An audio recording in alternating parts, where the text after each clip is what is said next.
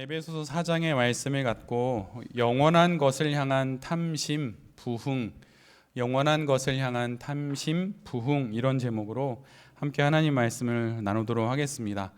2025년 새해가 시작되었습니다. 특별히 올 한 해 동안 하나님께서 준비하시고 예비하신 우리 각자에게 또 여러분에게 주시기로 이미 마음 먹으신 하나님의 그 은혜와 자비가 여러분 모두에게 한없이 부어지시기를 간절히 축원합니다. 이 해에도 하나님께서 분명히 예비하신 그 모든 복들이 있으실 터인데 그 모든 것들이 우리 모두에게 그리고 우리 교회와 특별히 우리나라에 그리고 온 열방 가운데 한없이 부어지기를 날마다 기도하는 우리 모두가 되었으면 좋겠습니다. 새해 첫 주일에 하나님께서 우리에게 주시는 에베소서의 말씀은 우리가 작년부터 계속 이어져 오는 그 말씀인데 오늘 특별히 영원한 것을 향한 탐심, 그것이 곧 부흥이 된다고 하는 것을 함께 나누려고 합니다. 우리 모두는 계속해서 사도 바울을 통해서 조금 전에 생긴 에베소 교회에게 주시는 하나님의 말씀 함께 나누고 있습니다. 그래서 예수님을 그리스도로 영접하여서 이제 그리스도인이라고 하는 정체성을 갖게 된 그 성도들에게 말하자면 그 정체성이라고 하는 물병에 그 삶의 구체성을 담아야 한다고 이야기하는 부분을 함께 나누고 있습니다. 그래서 첫 번째로는 거짓을 버리고 참된 진리를 옷처럼 입고 살아야 함을 함께 나누었습니다. 두 번째로는 두 주에 걸쳐서 지난주까지 분노에 대해서 함께 나누었습니다. 그리고 오늘은 세 번째 구체적인 그리스도인의 삶의 내용으로 탐심을 나누려고 합니다. 오늘 말씀의 결론을 좀 미리 말씀드리면 탐심은 버릴 것이 아니라 탐심은 가져야 한다는 내용입니다. 더 정확하게는 참된 탐심을 가져야 한다는 것이 바로 오늘 말씀의 결론입니다. 아니 우리는 생각하기에 탐심은 나쁜 것 아닌가? 참된 탐심을 가지라 한다면 그럼 참된 탐심과 또 그거 반대 지점에 있는 거짓된 탐심이 있다는 말인가? 라고 할 수 있는데 그거에 대해서 답을 드리면 네, 그렇습니다. 탐심 중에도 참된 것이 있고 거짓된 것이 있습니다. 사도 바울은 오늘 본문 28절에서 이렇게 전합니다. 제가 읽어드리면 도둑질하는 사람은 다시는 도둑질하지 말고 수고를 하여 제 손으로 떳떳하게 벌이를 하십시오. 그리하여 오히려 궁핍한 사람에게 나누어 줄 것이 있게 하십시오. 이 말씀은 우리가 잘 알고 있는 십계명의 8번째 말씀과 10번째 말씀, 내 이웃의 것을 탐하지 말라는 그 말씀을 정확히 닮아 있습니다. 다른 사람의 돈이나 소유물을 훔치는 도둑질뿐만 아니라 세금을 탈루하거나 임금을 체불하는 것은 이웃의 것을 탐하는 것입니다. 이것은 고용주의 입장에서 그런 것이죠.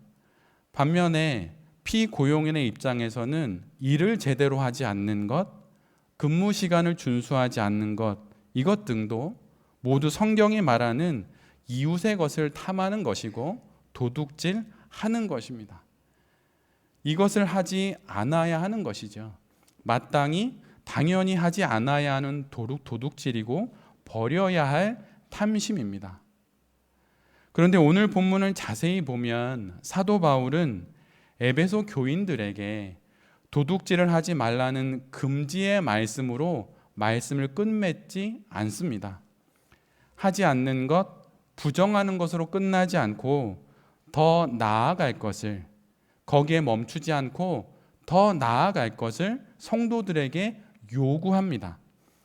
그것은 자기의 손으로 수고하여서 떳떳하게 벌이를 하라는 것이에요. 하면 안 된다, 그러면 안 된다라고 부정하는 것으로 그치지 않고 해야 하는 긍정적인 행동을 이야기하고 있다는 것입니다. 그리고 오늘 본문을 자세히 보면 여기서 그치지 않고 더 나아가서 적극적으로 수행해야 하는 그리스도인의 구체성을 최종적으로 언급합니다. 그것은 궁핍한 사람에게 나누어 줄 것이 있게 하라는 것이에요. 즉 구제하라는 것입니다. 도둑을 금지하는 것, 도둑질을 금지하는 부정적인 권면에서 그치는 것이 아니라 더 나아가서 자기의 손으로 수고하여서 떳떳하게 벌이를 하라는 긍정적인 권면으로 나아가는 것이고, 한 걸음 더 나아가서는 더욱 적극적으로 구제하는 삶으로까지 이르는 것이 곧 도둑질하지 않는 것이라고 성경은 우리에게 말하고 있는 것이에요. 그래서 도둑질하지 말라라고 하는 이 말은 단순히 남의 것을 몰래 취하고 불법적으로 그것을 내가 갖고 하는 그런 것을 하지 말라라고 하는 그런 뜻이 아니라, 그것은 기본이고 이것보다 더 깊은 내용을 담고 있다는 것입니다. 우리는 성경을 읽다 보면 성경 안에 하나님 말씀 가운데 부정의 언어들이 많이 들어있음을 알게 됩니다. 하지 말라는 말씀, 금지하는 말씀이 많이 들어있어요. 그러나 사실 그 모든 금지의 말씀의 목적은 하지 못하게 하는 것에 있지 않습니다. 그것이 아니라 무엇인가를 하게 하는 것에 그 금지의 명령의 목적이 있다는 것이에요. 즉 금지하는 것이 아니라 권장하는 것에 있습니다. 해야 할 것을 권면하는 것이 바로 그 목적이라고 하는 것이에요. 그래서 금지함으로써 우리의 손발을 묶고 우리로 수동적으로 아무것도 하지 못하게 하시는 것이 아닙니다. 하지 않아야 할 것을 말씀하시는 것을 통해 그 너머에 있는 해야 할 것을 행하게 하시는 것이 바로 하나님의 뜻이라고 하는 것이에요. 그래서 오리를 가자고 하면 심리까지 가야 하는 것이고, 겉옷을 달라고 하면 속옷까지 주라는 이 말씀처럼 그 이상을 하게 하시는 것에 하나님의 뜻이 있는 것입니다.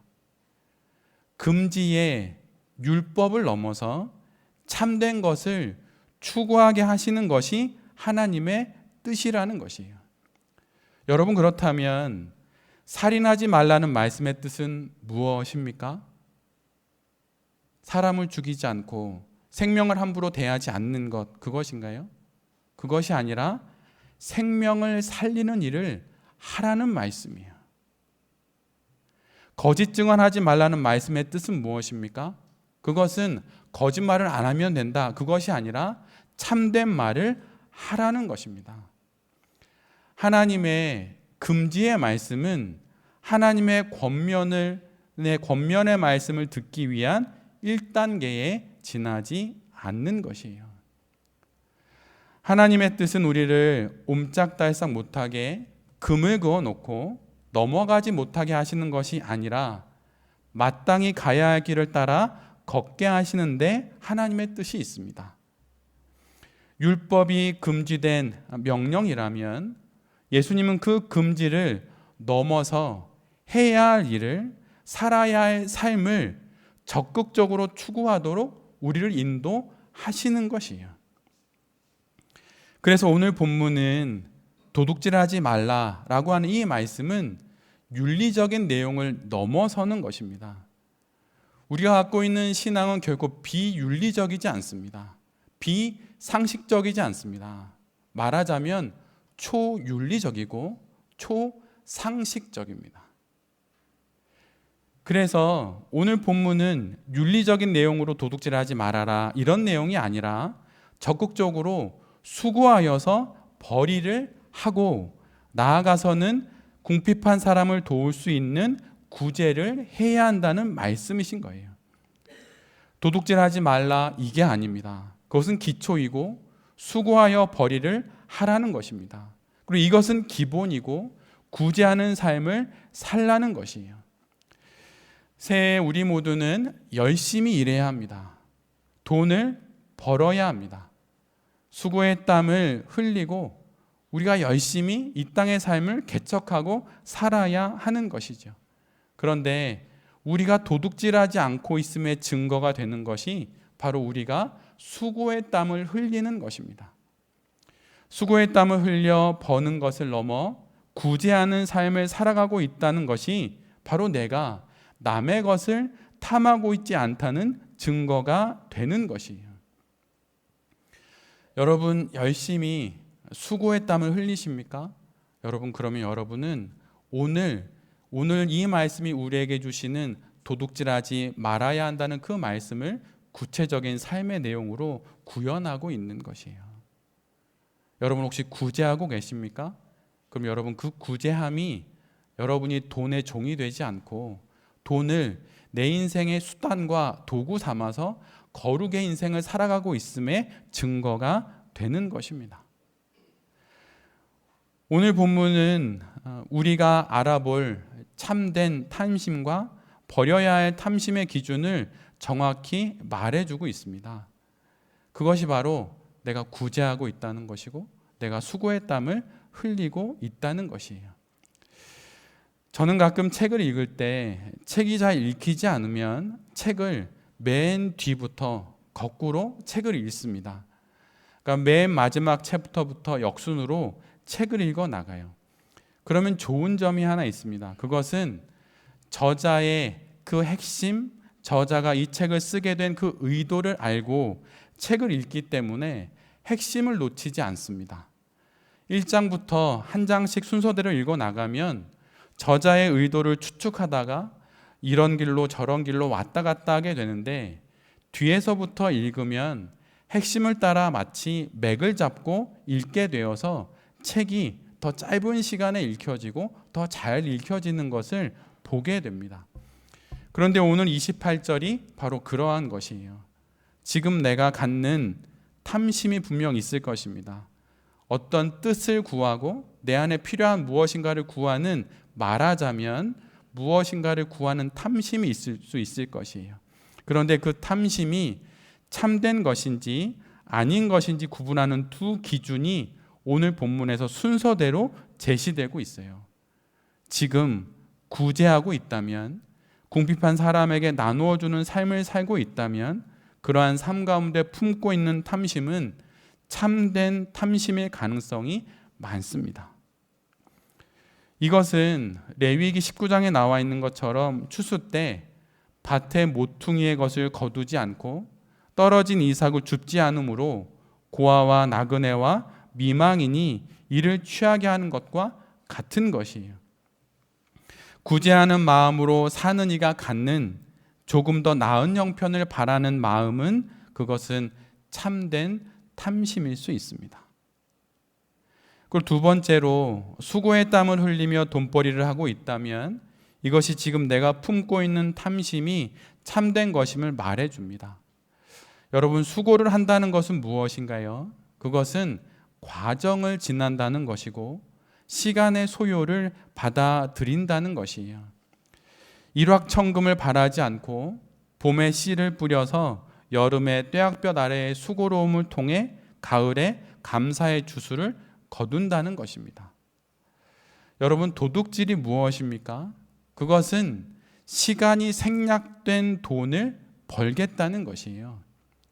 나의 수고가 없는 돈을 벌겠다는 것입니다. 남의 수고를 한순간에 내 것으로 취하는 것이죠. 그런데 이렇게 하지 않고 수고의 땀을 흘린다는 것은 그 삶 자체가 도둑질과는 먼 삶임을 증명하는 것이에요. 그래서 이런 자가 품는 것은 당연히 하나님의 뜻에 부합하는 탐심일 수 있는 것입니다. 여러분은 구제하고 계십니까? 2025년에는 한 달에 단 10,000원이라도 나와 내 가족과 우리 교회가 아니라 우리 이 영역에 울타리 밖에 있는 누군가를 위해서 단 10,000원이라도 여러분 구제하십시오. 이것이 잘못된 탐심을 버리는 길입니다. 도둑질하지 않는 것입니다. 이번 달부터 마음에 어떤 기관을 두고 찾아서 여러분 구제하십시오. 그리고 특별히 우리 청소년들과 청년들에게 권면합니다. 어렸을 때, 젊었을 때부터 재물에 대해서, 탐심에 대해서 여러분 잘 이해할 줄 알아야 해요. 여러분이 벌고 있고 여러분의 소유가 된 어떤 그 물질에 타인을 위하여서 그것을 흘려보내는 것이 있어야 여러분 그 물질이 하나님 앞에서 온전한 물질이 됩니다.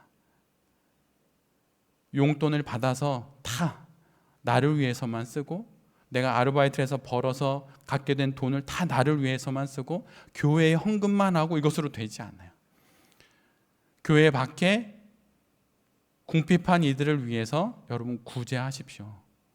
그것을 통해서 여러분이 소원하고 품게 되는 그 탐심이 거룩한 탐심이 될 수 있습니다. 여러분 구제하십시오. 그리고 여러분 열심히 수고하십시오.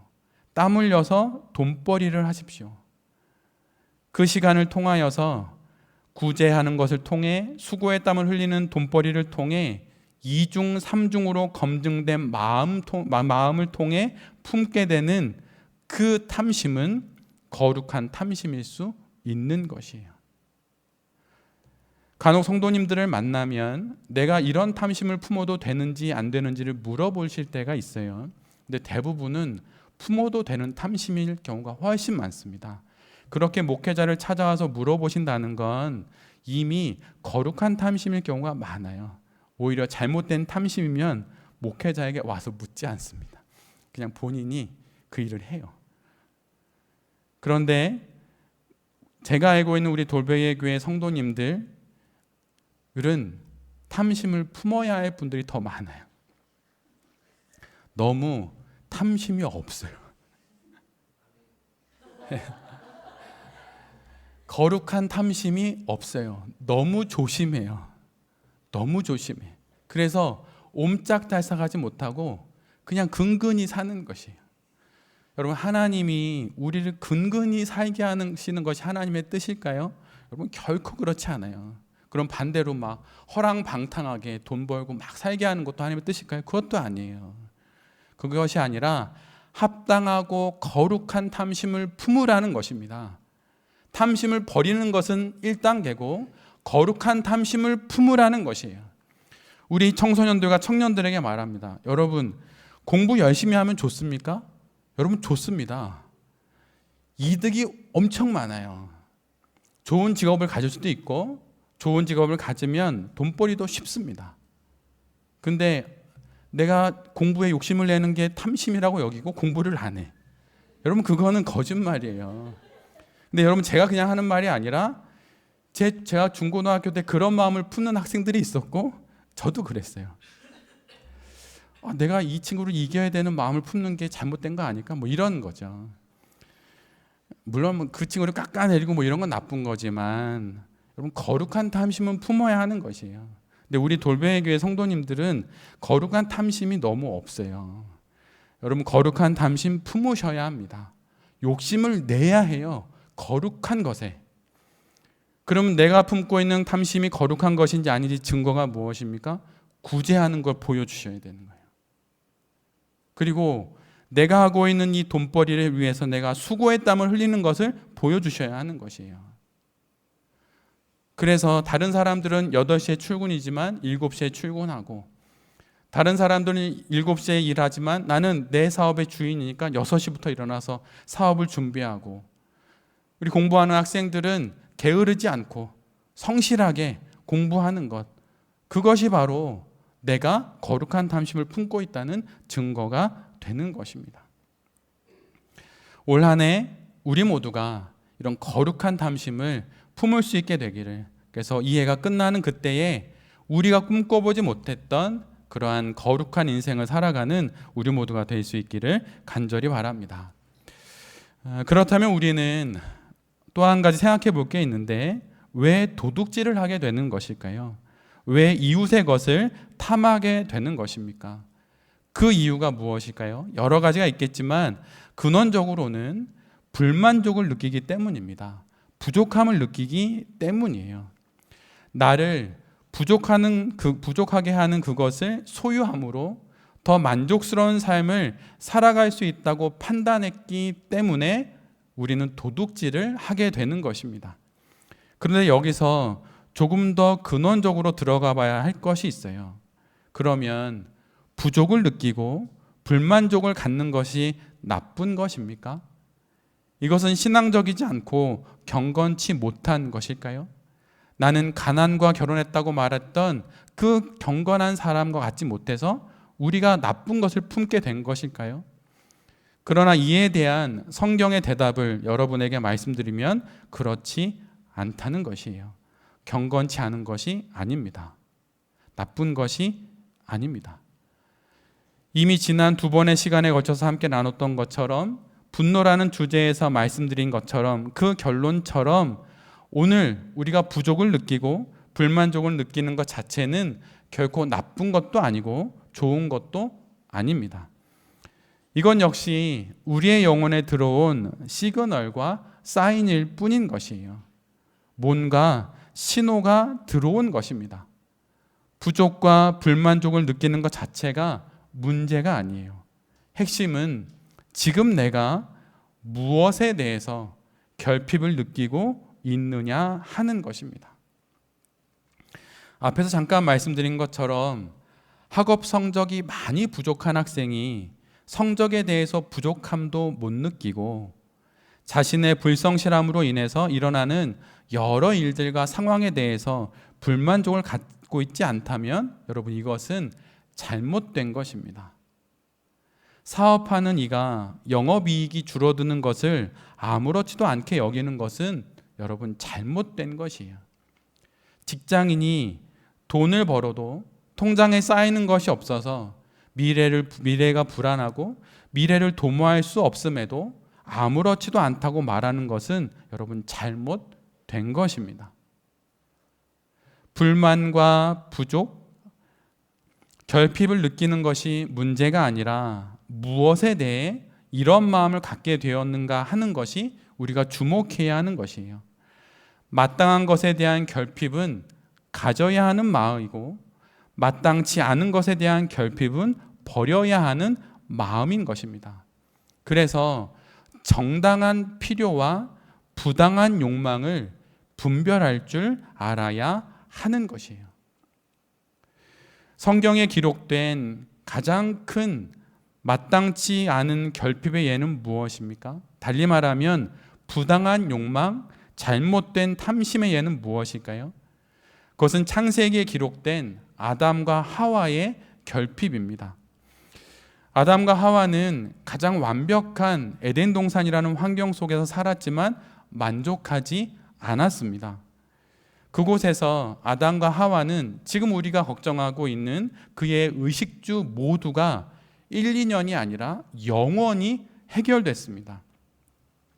완벽한 음식, 완벽한 주거, 모든 것이 제공되었어요. 심지어 하나님과의 매일의 교제도 허락되었습니다.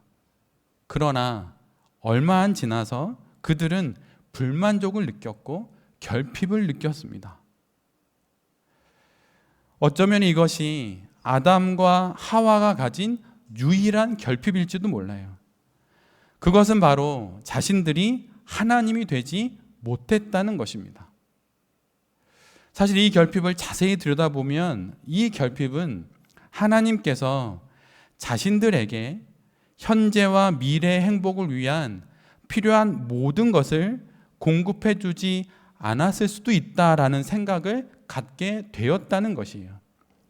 그래서 그들은 가장 완벽한 곳에서 자신들이 갖게 된 결핍을 가장 마땅치 않은 방식, 즉 하나님의 뜻을 어기는 것으로 해결하다가 결국 모든 것을 잃고 맙니다. 조금 전에 제가 앞에서 아담과 하와는 가장 완벽한 에덴 동산이라는 환경 속에서 살았지만 만족하지 못했다라고 하지 않고 만족하지 않았다라고 말씀드렸습니다. 만족이 무엇입니까? 만족은 수동적인 주어지는 정서가 아니라는 것이에요. 만족은 능동적으로 취해야 할, 우리가 소유해야 할 정서라고 하는 것입니다. 주어지는 마음이 아니라 갖는 마음이 바로 만족인 것이에요. 그래서 만족하지 못한 것이 아니라 만족하지 않은 것입니다. 만족에 대한 성경적인 정의는 다음과 같아요. 만족이란 하나님께서 현재와 미래에 나의 행복에 필요한 모든 것을 이미 공급해 주셨음을 깨닫는 것, 준비해 주셨음을 깨닫는 것, 그것이 바로 만족인 것입니다. 어떤 느낌이 아니라 깨닫고 아는 것.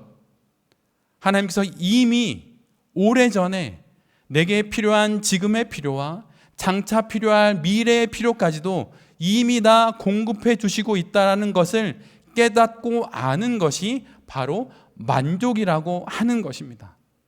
그래서 만족은 수동적으로 부여되는 마음의 상태나 정서가 아니라 능동적으로 깨달아 아는 것이에요. 그래서 아담과 하와는 만족하지 못한 것이 아니라 만족하지 않았다고 말씀드린 것입니다. 우리가 경계해야 하는 결핍은 바로 이러한 결핍과 부족이고 결국 이것은 우리를 무너뜨리는 탐심이 되는 것이에요. 하나님의 자리를 취해서라도 내가 채워야겠다고 여기는 것, 신앙을 버려서라도, 신앙을 등져서라도, 하나님을 등져서라도, 하나님을 멀리해서라도 내가 채워야겠다고 여기는 그 결핍, 그것을 향한 마음이 바로 우리를 무너뜨리게 하는 부당한 욕망이고 바로 우리를 무너뜨리게 하는 거짓된 탐심이라고 하는 것입니다. 그래서 구제가 중요한 것이고, 그래서 11조가 중요한 것이고, 그래서 주의 성수가 중요한 것이에요. 하나님을 등지지 않겠다고 선언하는 것입니다. 시간에 있어서나 소유에 있어서나 관계에 있어서나 그 모든 것들이 다 하나님 이후에 있다고 말하는 것이에요. 하나님으로 인해서 나는 만족되었으니 그 만족을 충분히 누리고 그 나머지 것들을 분별하겠다라고 말하는 것, 그것이 바로 만족에 대한 온전한 이해이고 우리가 그 이해를 통해 거룩한 탐심을 품게 되는 것입니다. 그렇다면 성경이 기록하고 있는 마땅한 결핍의 예가 무엇일까요? 정당한 필요에 대한 요구의 예는 무엇입니까? 그것은 우리가 함께 묵상하고 있는 여호수아의 예가 있습니다. 출애굽기 33장을 보면 출애굽 여정 중에 이스라엘 백성들이 진을 칠 때마다 모세는 장막을 거두어서 진 밖으로 나가고 거기에서 진을 치고 그곳에서 장막을 치고 그곳에서 하나님을 만납니다. 그래서 하나님을 만나는 곳이라는 의미로 그곳을 회막이라고 불렀죠. 모세뿐만 아니라 하나님을 만나고자 하는 모든 이들은 누구든지 그 진 밖에 있는 회막으로 갈 수 있었습니다. 특별히 모세가 회막으로 나아갈 때면 백성들은 일제히 일어나서 장막 어귀에 서서 모세가 회막으로 들어갈 때까지 그 뒤를 지켜보았습니다. 그리고 모세가 회막에 들어가면 구름 기둥이 내려와서 그 장막 어귀에 섰고 하나님께서 모세와 말씀을 나누셨습니다. 그곳에서 하나님께서는 모세를 마치 사람이 자기 친구에게 말하듯 모세에게 말씀해 주셨고 얼굴과 얼굴을 맞대어서 대하듯 그렇게 모세와 만나 주셨습니다. 그렇게 하나님과 말씀을 나누고 진으로 모세는 돌아오게 되지요. 그런데 바로 그때 눈의 아들 여호수아는 모세의 부관이 되었던 여호수아는 그 장막을 떠나지 않습니다. 여호수아는 왜 그 회막을 떠나지 않았을까요? 이를 두고 여러 주석은 다양한 이야기를 하지만 주가 되는 내용은 다음과 같습니다. 여호수아 그는 모세처럼 하나님과 친밀하게 대면하고 싶었다. 하나님의 임재를 체험하고 싶었고 하나님의 음성을 듣고 싶었기에 회막을 떠나지 않았다. 여호수아에게는 결핍이 있었습니다. 모세가 하나님과 나누는 그 교제와 만남이 자기에게도 있기를 원하는 그 결핍이 있었고 그 불만족이 있었고 그 부족이 있었어요. 그래서 그는 모세가 회막을 떠나도 그 회막을 떠나지 않았던 것입니다.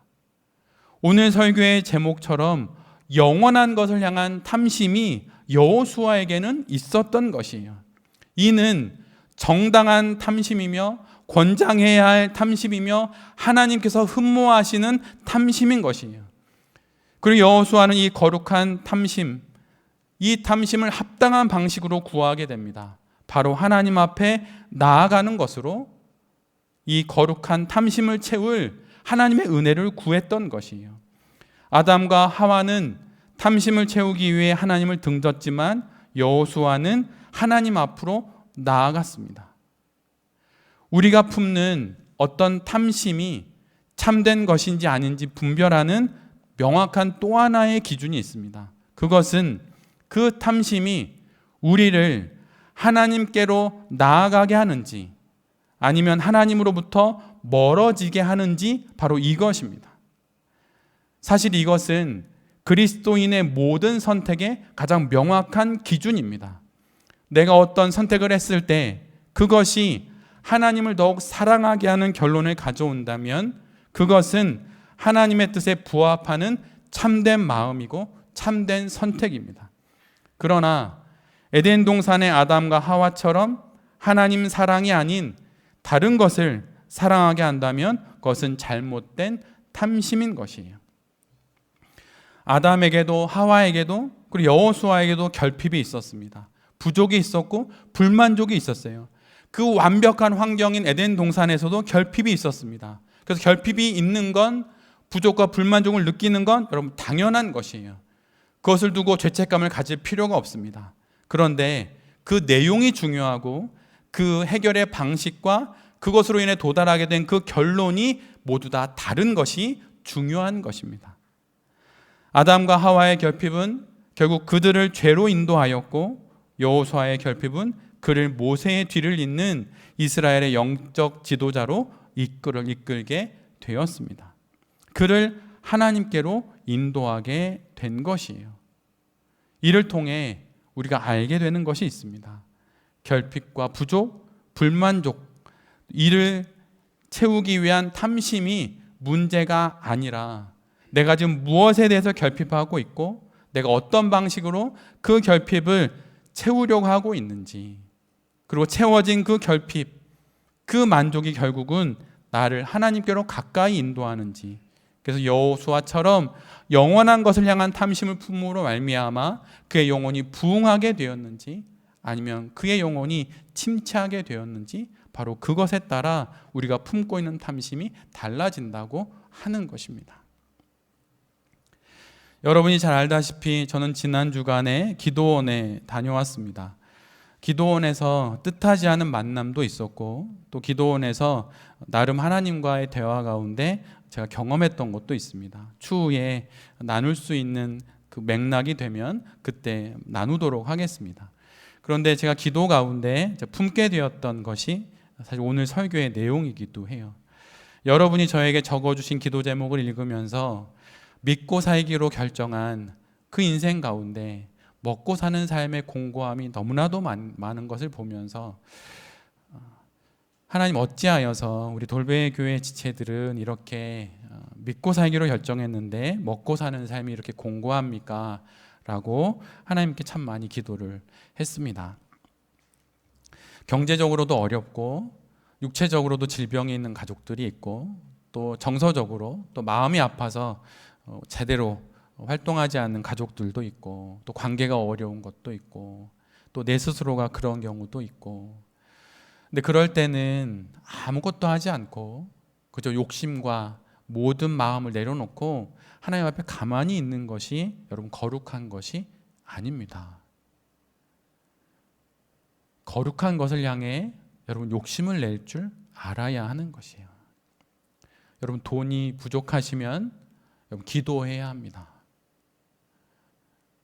하나님 제게 경제적인 풍요를 허락해 주십시오.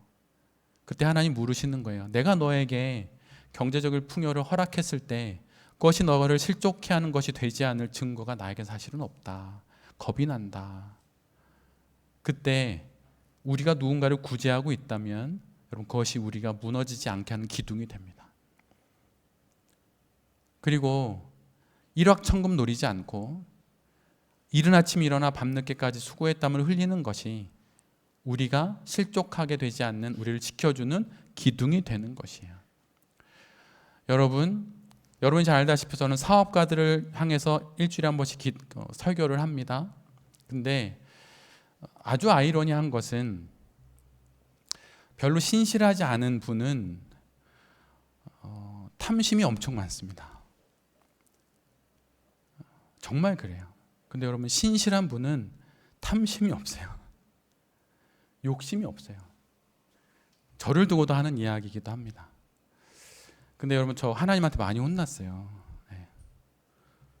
거룩한 탐심이 없는 저를 두고 하나님 많이 혼내셨습니다. 또 그렇게 고고하게 군자야, 현인이야, 이런 거죠. 여러분 그건 교만입니다. 여러분 거룩한 탐심이면 품으십시오. 그것이 겸손한 거예요. 우리 학생들도, 우리 청년들도, 우리 어린이들도, 청소년들도 여러분 욕심을 가져야 해요. 거룩한 발레하면 국립발레단 들어갈 정도 해야지. 되든 안 되든. 아멘. 거룩한 탐심을 갖는 거예요. 주님, 저는 주님만, 십자가만. 하나님이 혼내십니다. 검정고시만 패스, 오케이. 그거 아니에요. 서울대는 가야지. 가든 못 가든 그건 나중에 일이고, 그런 탐심이 없으면 안 되는 것이에요. 사업했는데 연말에 정산해 보니까 자산이 몇 천도 안 돼. 그건 사업이 아니에요. 장사예요, 장사. 여러분 장사와 사업의 차이점 아십니까? 장사는 혼자 하거나 가족이 하는 건 장사고, 사업은 가족 이외의 사람과 하는 게 사업이에요. 여러분 사업하십니까? 장사하십니까? 대부분은 아직 장사예요. 근데 하나님이 그래 장사 근근히 하다가 천국 가자 이러실까요? 그거 아닙니다. 그냥 나랑 내 가족 풀칠하고 사는 거 참 검소하구나. 그거 아니에요. 여러분 거룩한 탐심을 가지십시오. 그리고 내가 품은 게 거룩한 탐심은 증거를 하나님께 보여주십시오. 구제하고 수고의 땀을 정말 많이 흘리고 그 가운데 여러분 열심히 여러분 일하십시오. 그럴 때 영원한 것을 내가 탐하는 그 마음이 내 안에 있음을 주님께서 아셔서 우리의 영혼을 부흥케 하시고, 그 결과로 우리의 또 다른 삶의 열매들을 우리로 하여금 품게 하실 것입니다. 거두게 하실 것입니다. 그래서 여러분 겸손하셔야 합니다. 뻣뻣하지 마세요. 여러분 이 문장을 꼭 기억하십시오. 부드러운 것은 생명에 가깝고 딱딱한 것은 죽음에 가깝다. 사실 형제들에게 많이 이 말은 적용이 됩니다. 형제들 부드러워져야 돼요. 그 자매들도 마찬가지이긴 하지만 부드러워야 합니다. 부드러우려면 고개를 숙이고 겸손해야 해요. 그 겸손함을 통해 주님께서 우리 안에 하나님의 뜻을 이루게 되실 거예요. 영원한 것을 탐하십시오. 그 탐하는 것이 우리를 부흥케 할 것이고, 그리고 그 기준에 따라 하나님께서 이 땅에 필요한 우리에게 정당한 필요를 채워 주실 것입니다. 연말이 돼서 마지막 이 해를 결산할 때 거룩한 탐심으로 우리를 풍성히 채우실 그 하나님의 증거를 모두 다 간증할 수 있는 여기 계신 모든 성도님들과 또 이 말씀을 전하는 제 자신이 될 수 있기를 간절히 기도드립니다. 아멘.